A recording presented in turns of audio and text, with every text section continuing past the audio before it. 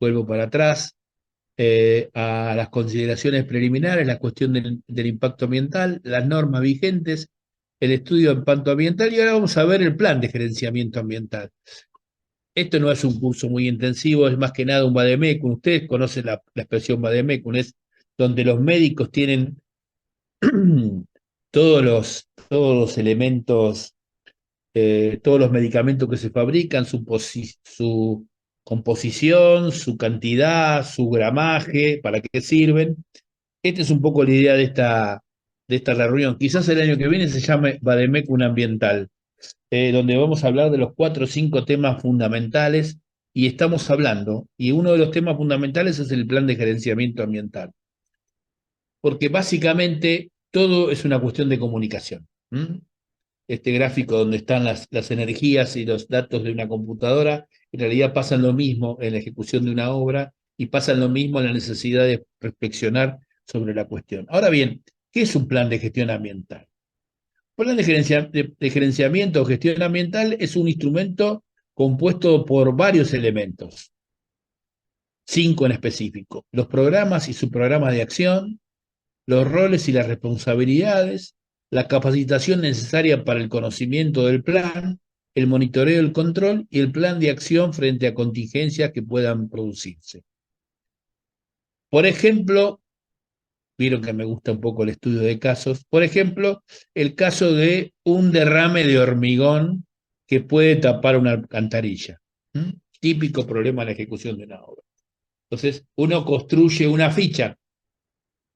Le pone nombre pomposo porque uno es consultor y quiere cobrar unos mangos más y piensa que por poner un nombre eh, pomposo puede ganar unos mangos más. Dice, programa de contención de protección de las infraestructuras, su programa de control de residuos en obra, su programa de monitoreo de aglomerantes residuales. Al llegar los camiones mezcladores y al utilizar aglomerantes, disponer de todos los residuos dentro del predio, hasta haber fraguado y luego incorporarlos a los escombros. ¿Mm? Algo que no hacemos. Los responsables son el jefe de obra, el supervisor, los capataces y todo lo que en esa obra especifiquen. Hay que instruir a los capataces y verificar que esto se produzca una vez por semana. No significa que controles todo, sino que una vez por semana te fijes.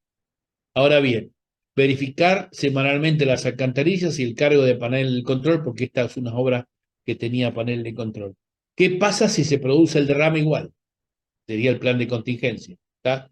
Programa, ¿cómo se llama? ¿Quién es el rol responsable? ¿Qué es la capacitación? ¿Qué es el monitoreo y control? ¿Y qué es el plan de gestión? Bueno, hay que contener el derrame con arena. Haces un cerquito alrededor. Limpiar todo lo posible sin incorporar agua. Y si incorpora agua, solo 300 litros. ¿Está? Este es un ejemplo muy sencillo de una situación absolutamente graficada, muy conocida y muy tradicional en la obra. Que sobre hormigón o que se derrame cuando uno llena. ¿Cuesta más trabajo? No, es nada más que organizarlo de otra manera. ¿Es más caro? No, solamente un poquito de arena. ¿Es mejor? Sí. ¿Está? Un pequeño ejemplo de qué es lo que podemos hacer mañana en la obra. Ya, mañana lo podemos hacer. ¿Mm? Para entonces, ¿qué es un plan de gestión ambiental? Hay procesos productivos instalados, como el que vimos. ¿Mm? Hay una obra y hay la necesidad de incorporar mecanismos de gestión ambiental, que es el plan de gerenciamiento. ¿Para qué? Para que los procesos productivos sean propicios a la sustentabilidad, mejoren en la lógica que establecimos desde un principio de la reunión. ¿Está? Yo le digo lo que hay que hacer para no dañar el medio ambiente. ¿Sí? En esto hay miles de planes de gestiones y tiene que ver con la envergadura de la obra, ¿estamos de acuerdo? La envergadura de la obra, quizás en una obra pequeña escala, pasarías a una segunda instancia, que es lo que llamamos eh, las buenas prácticas ambientales.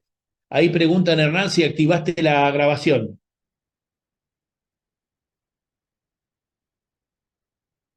Hernán Sí, sí, sí, sí, activó está la grabación. activado. Sí. Ah, no, no lo veía. Gracias. Bueno, entonces entendimos que esto es un manual de instrucción. En obras públicas, en obras que han pasado por el proceso de gestión ambiental y de estudios de impacto ambiental, hay un plan de gestión ambiental que fue parte, como lo dijimos, del estudio, y que es parte del pliego. Están las especificaciones técnicas, están las condiciones generales, las particulares y el plan de gestión ambiental. ¿Mm? Ahora bien, todo esto también tiene buenas prácticas. ¿Mm? La verdad es que hay cosas que se pueden hacer aunque no me obligue la ley, que es la buena gestión. Yo siempre pongo el ejemplo de eh, el tacho de Sica con la manguera adentro desbordando en la obra. ¿Cuántas veces lo vieron eso? 1000 veces. Un tanque de esos debe desbordar 200 litros por día, que son un montón de plata para la sociedad de potabilizar 200 litros. Son 10 cargas de inodoro que se están tirando a la basura, con el costo y agua potable, ¿tá? Y agua potable.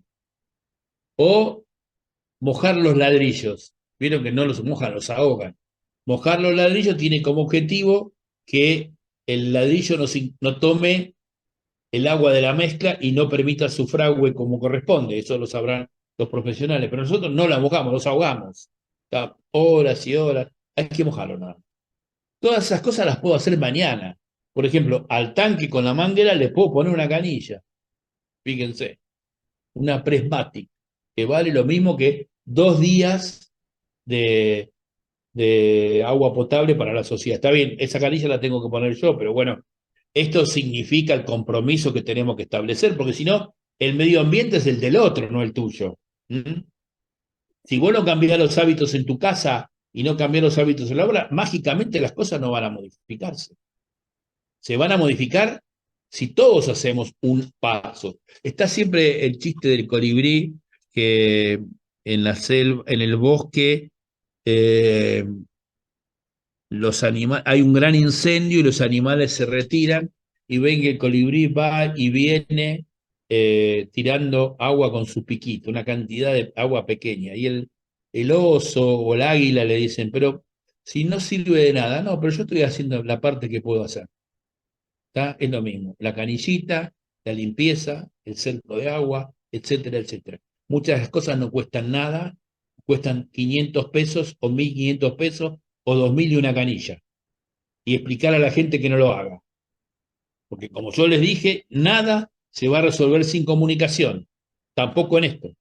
Si vos no le explicás al otro qué es lo que está pasando, el otro no te va a entender o no lo va a considerar porque no lo sabe. Nadie sabe todo. Bueno, hay buenas prácticas desde el proyecto, estamos de acuerdo, hay buenas prácticas que tienen que ver con las tendencias psicológicas y sustentables de la arquitectura. Por ejemplo, el ahorro mediante aprovechamiento del agua pluvial, los envolventes térmicas adaptada al tipo de clima, la ventilación natural en todos los espacios, la iluminación natural en todos los espacios, la utilización de especies nativas dentro del proyecto, la optimización de los recursos, el uso de energías alternas, la alberca ecológica para disminuir el uso de químicos, el lecho nitrificante. Hay un montón de cuestiones que no son mucho más caras. Es un trabajo de la Universidad de Anáhuac en México, que es una pionera en Latinoamérica de estas cuestiones relacionadas a la construcción bioambiental.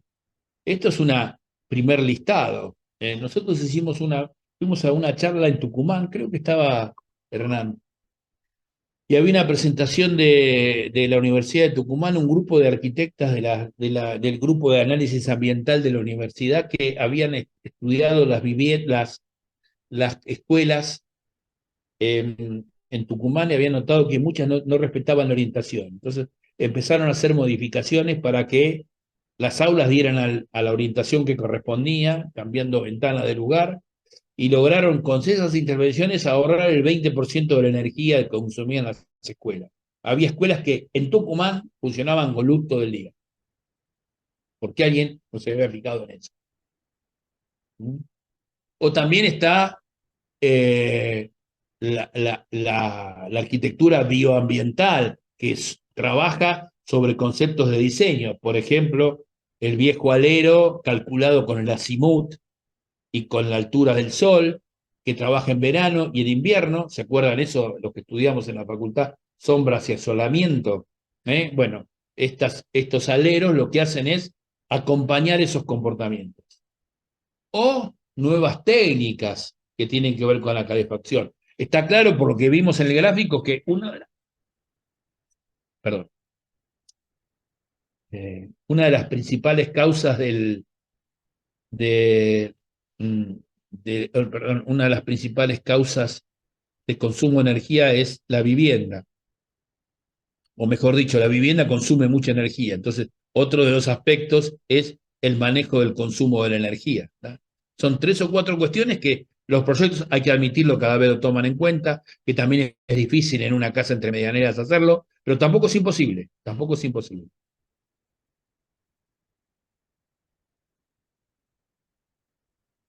Y esto nos lleva a un concepto que se está instalando, que es el de la permacultura. Permacultura son 2 ecologistas australianos, David Holmer y Bill Mollison, que acuñaron por primera vez esto en el 78.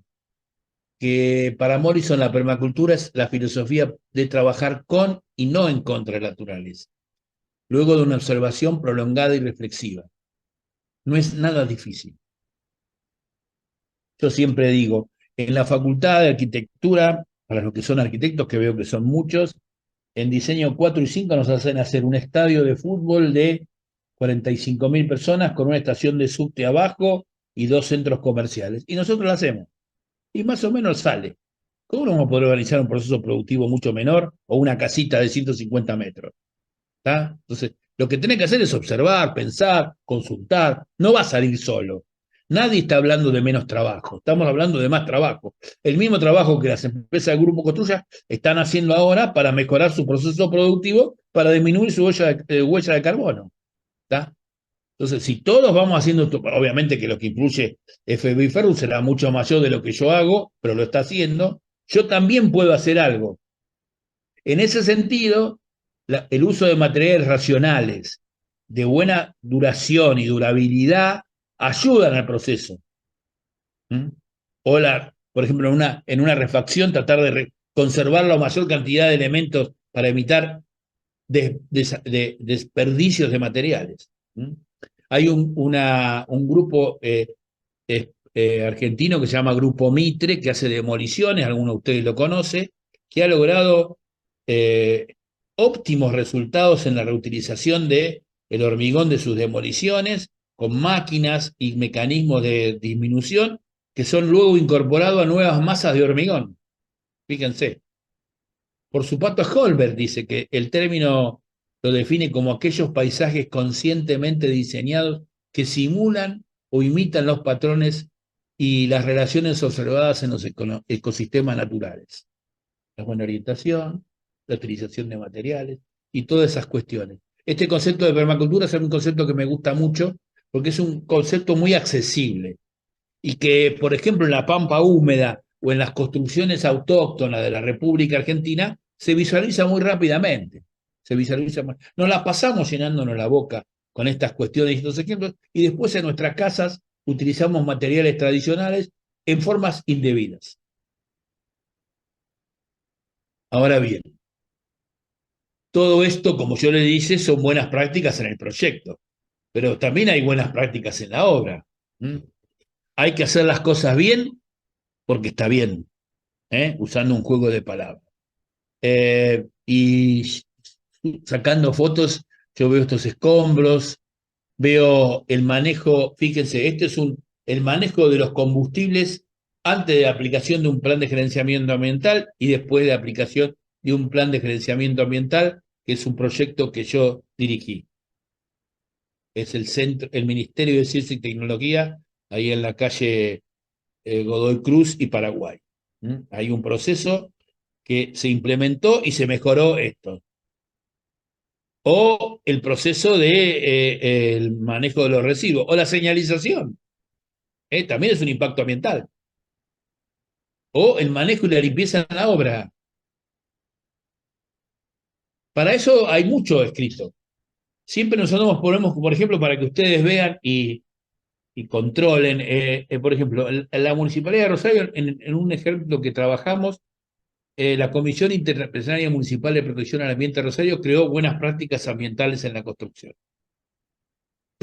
Esas buenas prácticas ambientales tiene varios capítulos que no son un plan de gestión ambiental, sino que son recomendaciones para que nosotros apliquemos en nuestras obras y podamos hacerlas lo más eficiente posibles en términos ambientales y que no tienen costos mayores. Yo después le voy a poner mi mail, el que esté interesado, yo les voy a pasar y unas guías de buenas prácticas ambientales que preparó la Cámara Argentina de la Construcción con nuestra participación sobre distintas tipologías de obra. Entonces, hay un montón de cosas que se pueden hacer. Por ejemplo, cómo ahorrar agua. Usar mangueras con doble llave de paso y equiparlas con pistola en el extremo libre. Cerrar el paso inmediatamente después del uso. Bueno, utilizar picos con boquilla de presión a las fines de lograr un riego uniforme con la menor cantidad de agua potable, guardar el agua de limpieza, etcétera, etcétera. Proteger la fuente natural de provisión de agua. Nosotros acá en la ciudad abrimos una canilla y sale, pero no en todos pasa eso, ¿eh? Entonces hay que trabajar con mucha relación, mucho cuidado de las aulas subterráneas y con las perforaciones. El cuidado de los sistemas de desagüe, ya mostramos ese ejemplo del plan de gestión ambiental. La disminución de los residuos. Nada de lo que yo les planteé es difícil, ¿eh? Es solamente verlo, establecerlo y aplicarlo mañana, ¿no? Yo inclusive les propongo a los que están en obra que lo hagan mañana. A ver, ¿cómo hacen esto en su obra, la de ustedes? Y aunque no tenga un plan de gestión ambiental, aunque no sea edificio de 4.000 pisos, sea una casita o un baño, ¿cómo manejan esto en la obra?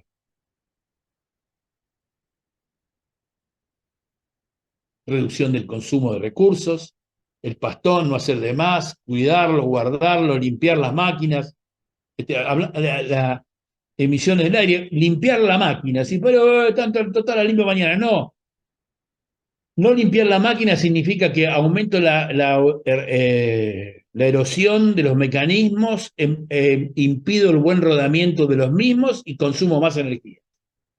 Una pelotudez, sí. ¿Es un colibrí? Sí. Pero es 1.000.000 de colibrí. Somos 20, 30 en el curso, 20 o 30 lo podemos hacer. Entonces, también tengo las buenas prácticas. Hicimos 3 módulos. El de obras públicas, obras extraurbanas y edificios multifamiliares. Ahora estamos ejecutando uno para viviendas familiares. Esto se hizo con la Cámara Argentina de la Construcción, la Escuela de Gestión Ambiental de la Construcción, y se hace básicamente para distribuir entre los constructores y es de libre acceso. Está en la biblioteca. Yo les muestro las tapas de las guías. Estas son las 3 que están en marcha y publicadas, pero bueno, acá viene una especie de vademecum de los temas que nosotros fuimos recolectando a través de la participación de los socios y profesionales que parecían ser los temas. Y hay una procedimiento, previsión y recomendaciones. La idea es que vayamos haciendo distintas emisiones y que, por ejemplo, ustedes lo vean y nos hagan llegar sus comentarios o digan, a mí me pasó esto, que es lo que hacemos, y lo resolví de esta manera. Entonces yo le digo, no, mira, te conviene hacerlo así, así, y de esta manera, y lo incorporamos después a una buena parte. ¿Mm? No voy a leer todas las fichas, son más de 200 fichas, pero como les ven, ahí hay una bitácora donde yo registro y llevo adelante este proceso. Acá lo van a ver, si ustedes ven, en la página de la Cámara Argentina de la Construcción, entran a la Biblioteca Camarco y van a entrar a Buenas Prácticas Ambientales y van a poder bajar los 3 fascículos. Ahora bien, ¿qué es este mecanismo ambiental?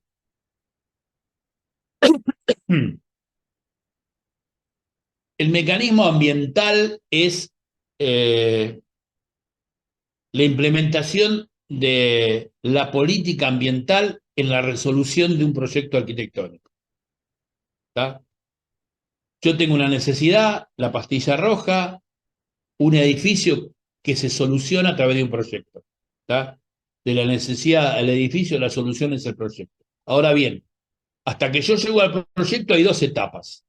una etapa que tiene que ver con lo proyectual propiamente dicho y lo ejecutivo. ¿Tá? Hay una obra y un proyecto y una obra. Y esto está influenciado por cuestiones ambientales. Esto que yo digo, mecanismos ambientales. Por un lado está el propietario, que le interesa o no le interesa el tema, o yo tengo la capacidad de inducirlo. Si este no dispara, puedo yo dispararme. Pero el primero que entra en juego es el propietario. ¿Tá? Lo segundo es el proyectista. ¿Mm? Y lo tercero es el Estado. ¿Está claro? Barriendo un poco los 6 campos que planteamos, está la idea de que hay una cuestión voluntaria, hay una cuestión proyectual y hay una cuestión reglamentaria, de acuerdo a la escala del proyecto. En la obra pasa lo mismo, hay una cuestión reglamentaria, hay una cuestión de constructor que reemplaza al proyectista y hay una cuestión de propietario cuando lo opera el edificio. ¿Tá? El edificio va a consumir y va a tener un manual de operación, por ejemplo, si tiene celda fotovoltaica. Está claro, o sea que este mecanismo está barnizado de cuestiones voluntarias y barnizado de cuestiones reglamentarias. Por lo cual, todo empieza y termina en el propietario primero, y por lo cual hay una lógica que tiene que ver con la voluntad de los jugadores a establecer la necesidad y de la voluntad de hacerlo. Entonces, cuando yo hablo del proyecto y amplío ese segmento, digo que es el Estado que me pide estudios ambientales, pero está el proyectista y director de obra estableciendo cuestiones de las buenas prácticas proyectuales. ¿Va? Cuando voy del lado de la obra, está la solución, ya el proyecto hecho, hago la obra y está el Estado con los estudios, los planes de gerenciamiento ambiental y las reglamentaciones ambientales, y está el constructor con las buenas prácticas ambientales en la obra. Ahora bien, ¿qué significa todo esto? ¿Mm? ¿Qué significa? Que significa que esto tiene como dos territorios. ¿Mm? Dos territorios. Uno es el obligatorio, que es el que yo les planteé desde las condiciones preliminares y la normativa vigente. Y este es el voluntario.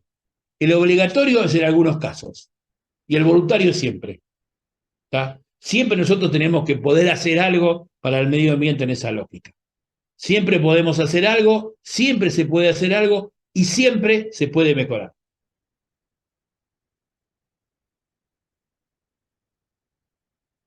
Bueno, entonces, para ir cerrando, probablemente esperaban un poco más de reunión. La verdad que mi condición física ya me pide ir a la cama. No quiero exagerar, pero estoy haciendo un poquito de esfuerzo para poder terminar. Espero que no se note mucho. Ahora bien, ¿cómo está la cosa ahora? Después abrimos el debate, y charlamos.